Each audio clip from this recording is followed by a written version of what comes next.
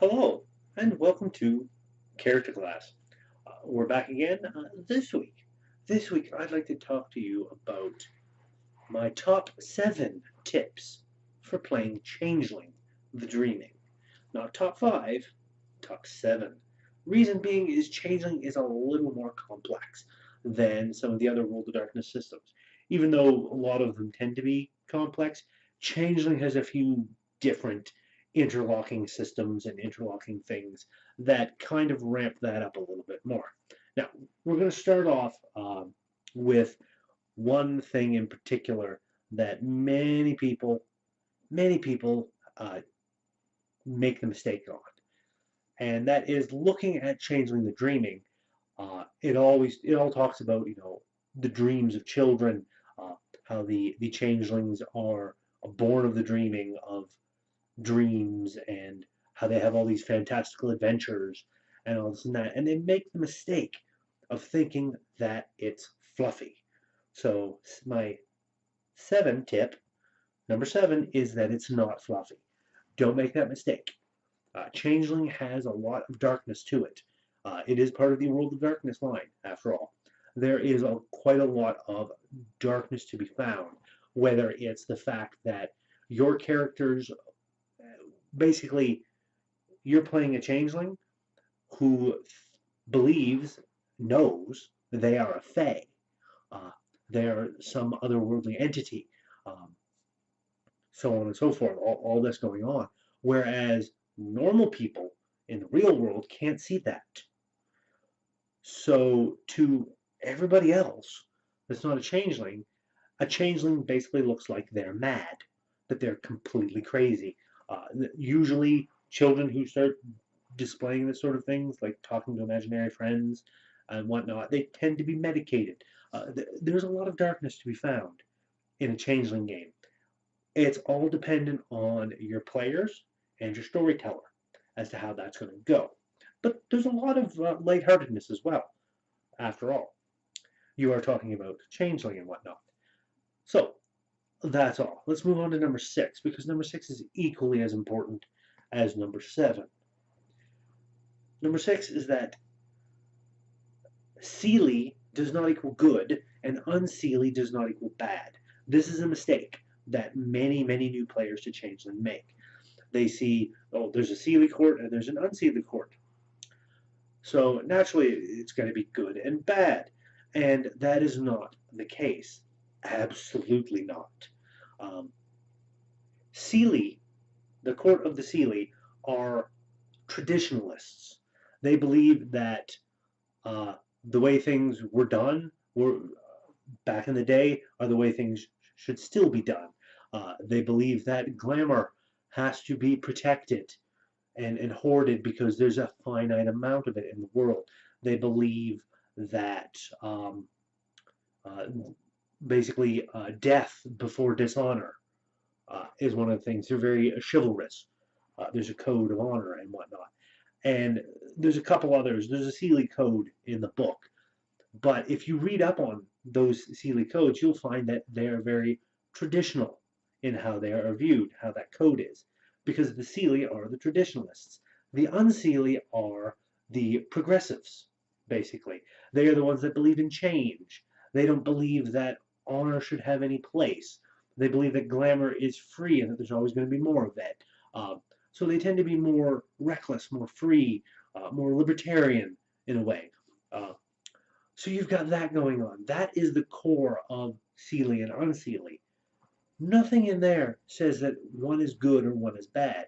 You can have absolutely evil, monstrous characters that are Seelie.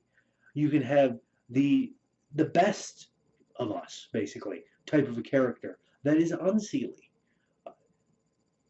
There is no good or bad weighing in on the Seelie and the unseelie court. Don't fall into that mindset. Um, Granted, a lot of Seelie tend to be more on the good side, and a lot of unseelie tend to be more on the, I don't care what you or your mother thinks side. Yeah, naturally, it's going to happen simply because of the way things are. But it doesn't mean that it has to be the entirety of it. So don't fall into that trap. Next, number 5, uh, the dual nature.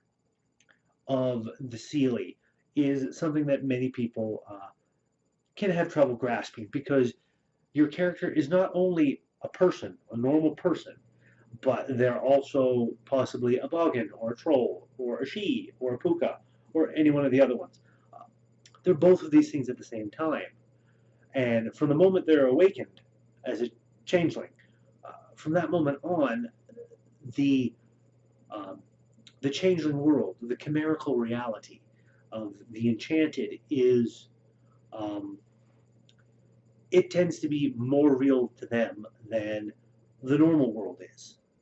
Uh, One of the prime examples they give is a troll, because most trolls are like 8 to 9 to 10 feet tall. Uh, Something that big can't fit in like a tiny Volvo. But if you're playing a troll character and you force yourself to disbelieve your chimerical reality to get into a Volvo, then you're doing damage to yourself, because your belief, your disbelief in your own thing will cause you pain and suffering, and will hurt you in the long run. Because to a troll, they're 8, 10 feet tall. There's no way they can fit in that. They wouldn't even try. And this is the dual nature, because chimerical reality, things that are in chimerical reality only, have no substance in the real world, but to a changeling, they'll still hurt. So you've got this dual nature of normal reality and chimerical reality that kind of exist overlapping, except on those rare occasions when you're in a freehold, which I believe is completely chimerical. So that's kind of interesting in how that. So you might want to do a little research. One of the things I believe I mentioned in the Wraith tips video, uh, that my dual nature, the dual nature of wraiths being in the Shadowlands, of being dead and still seeing and interacting with the physical world, that kind of prepared me for when I first played Changeling. Um, I kind of had a little bit of a leg up in that regard. Um, the Fei Mien and the mortal seeming that you have, because your mortal seeming is basically what you look like normally, or your character, while your Fei Mien can look vastly different. Puka, for example, that have tails, usually have to cut a hole in the back of any pants that they may wear, so that their tails can slip out, because otherwise they're it's going to be very uncomfortable for them. So it's one of those things you want to do that research. Number four, the number four is the big one that's going to really need a lot of research, because you've got uh, your glamour, your arts, and your realms. Now, your glamour is your power, basically your power source, which fuels your arts, which is your magic. And your realms are what you can do magic on. There's a variety of different types of magics outlined in the Changeling books. Each one can be affected, but there's realms that is like actor, prop, scene, time, nature, and I believe there is another one as well. Possibly Fey is one of the other realms. I'm forgetting one, but actor basically lets you use your magic on people. If you don't have that realm, you can't use whatever magic you want on a person. Uh, if you don't have a prop, the prop realm, you can't use your magic on items that are made. If you don't have the nature realm, you can't use it on, animals or plants or anything like that. So you need those realms in order to uh, pull off what you want to pull off with your magic. Uh, the more dots you have in realms, the bigger the effect you can do. Scene also lets you do large groups of people. Time lets you delay it, I believe. Delayed casting, and other little things like that. And the way the arts work can be different. Um, Glamour is the fuel for that. And glamour is something that can be harvested from works of art or from people. There's good ways of doing it, and then there's bad ways of doing it. Uh, there's a lot of different interlocking systems when it revolves around glamour and that. And it's a lot of stuff you're going to want to do your reading on, because it's not something that's easy to grasp right off the bat. Uh, It's not like vampires with them where their disciplines are fueled by blood and that's all they have to worry about. They just need to worry about, do I have the blood? Do I got the dots in these two skills to do it? Then great, boom. One of the other things about the cantrips is that usually it is a tribute, which is your strength, dexterity, stamina, charisma, etc., and all that. It's that plus your prop, I believe, or no, your realm. I think it's that plus the realm you want to use it on. That is your dice pool. But I'm not 100% sure on that. I can't quite remember. I will double check it and pop it up here as to exactly what one it is. So there we go. Now, there's three more tips, and they all kind of rumble around together, but they're big enough to be separate that I want to talk about. Number three is your kiths. Your kith is basically what type of changeling you are. There's boggans, trolls, redcaps, she, puka, sluaw, um, knockers, and a handful of other ones that I'm forgetting. Some of the more esoteric ones are out there. Piskies are one of them. But yeah, there's a lot of different kits. Each one has its own particular style and its own particular history about what these people are, what they are exactly. The puka, for example, puka have the ability to get people to talk to them and tell them things that they wouldn't normally tell to other people. But puka always have to lie. Not all the time. They can usually make a willpower roll to basically make themselves tell the truth. But anytime they're speaking, they need to mix in a lie somehow. Now, most people tend to immediately go, well, I'll just say the opposite of what I mean. And yeah, you can do that, but that's the lazy way of doing it, in my opinion. It's better to exaggerate, to mix in lies here and there, sprinkle them in. Uh, not not everything that you say has to be a lie.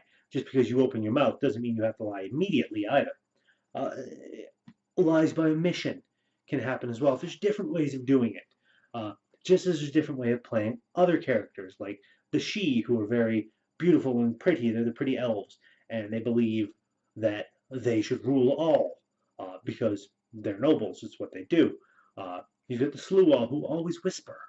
They can't speak above a whisper, and they're very sneaky and creepy and all kinds of stuff. And the trolls are very stout of heart and very protector, and they always have to have I believe they always have to have a vow that they have, or if they swear an oath, then they are like really seriously bound by it, possibly.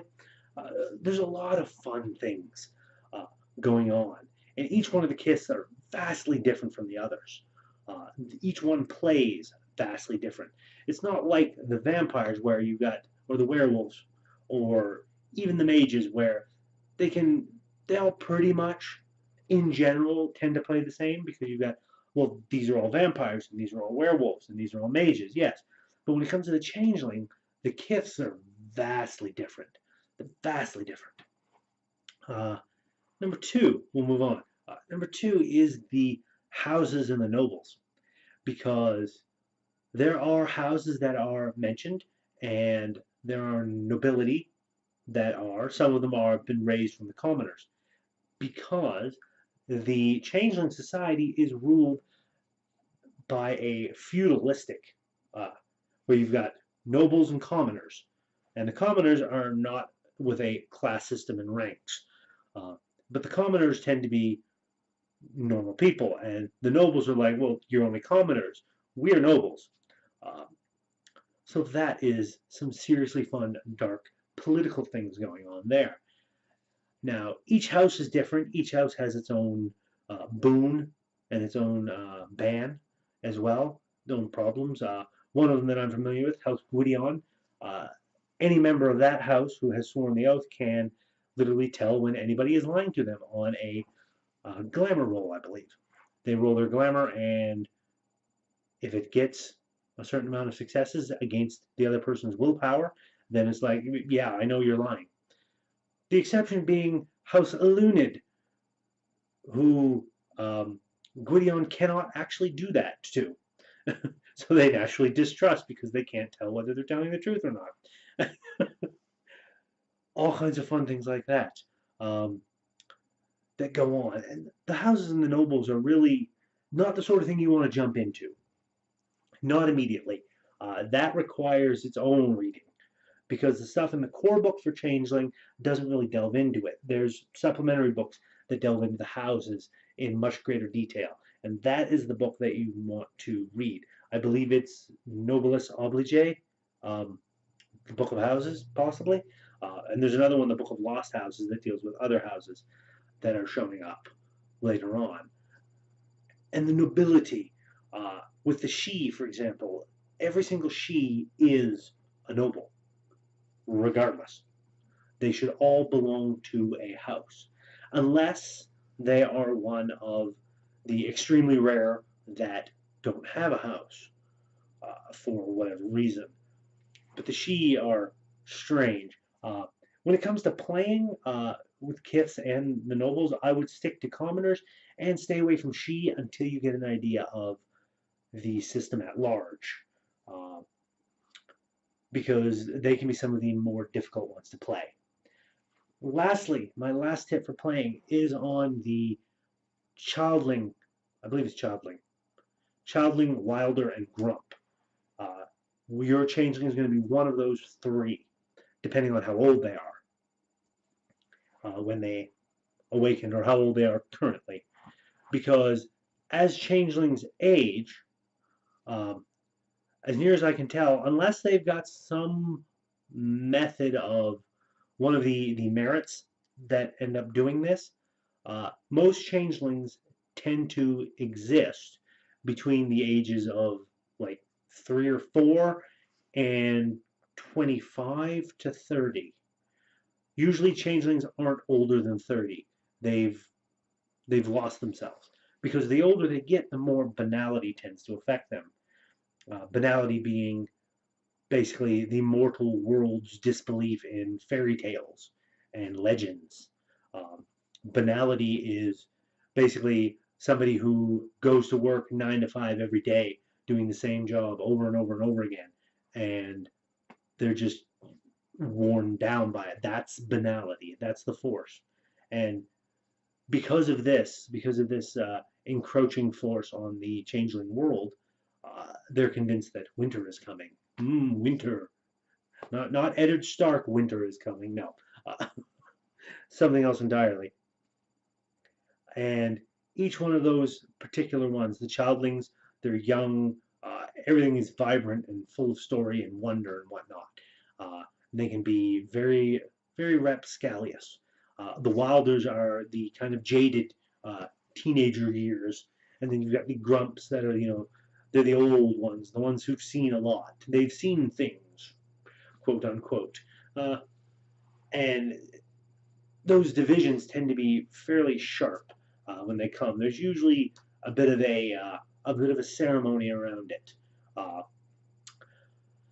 which again, more reading. Changeling is a system that you're going to want to read a lot on if you want those things. So those are my 7 tips for changelings. I know a lot of it is pretty much read, read, read, read, read, but changeling is that complicated, wonderful system full of interlocking things that all tend to work together fairly well, with some exceptions because this is White Wolf, and White Wolf makes a lot of mistakes. Uh, but yeah, uh, check it out. You might like some of that. So that's going to be my video for today, my top 7 tips for Changeling the Dreaming. I hope you like it. If you do like what I'm doing, please give that like button a tap. Give that subscribe button a tap as well if you haven't already, so you can be kept apprised of when I do new videos. And throw a comment in the comment section. What do you think of Changeling the Dreaming? Have you ever played it? Do you have any suggestions or tips that you would like to share with others? Please throw those comments in the comment section. I'd love to get a discussion going with some people. And until next time, my friends, keep playing your role-playing games. Keep doing cool stuff. Just be cool. and I'll see you next time.